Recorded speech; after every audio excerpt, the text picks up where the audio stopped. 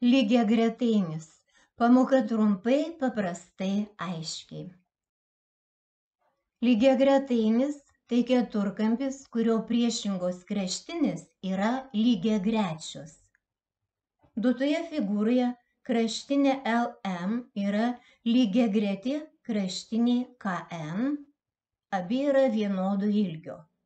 Kraštinė KL yra lygiagreti kraštinė MN ir yra vienodo ilgio.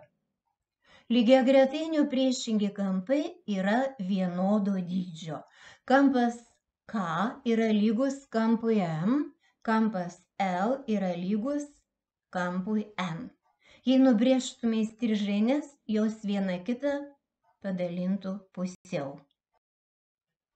Duotoje užduotyje reikia apskaičiuoti nežinomų kampų dydžius. Kadangi figūra yra lygiagretainis, tai jos priešingi kampai yra vienodo dydžio. Kampas K lygus kampui M ir abu lygus po 65 laipsnius.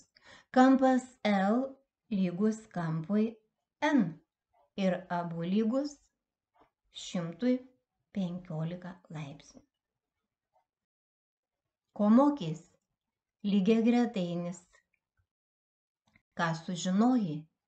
Kas yra lygiagretainis?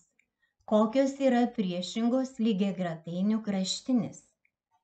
Kokie yra priešingi lygiagretainių kampai?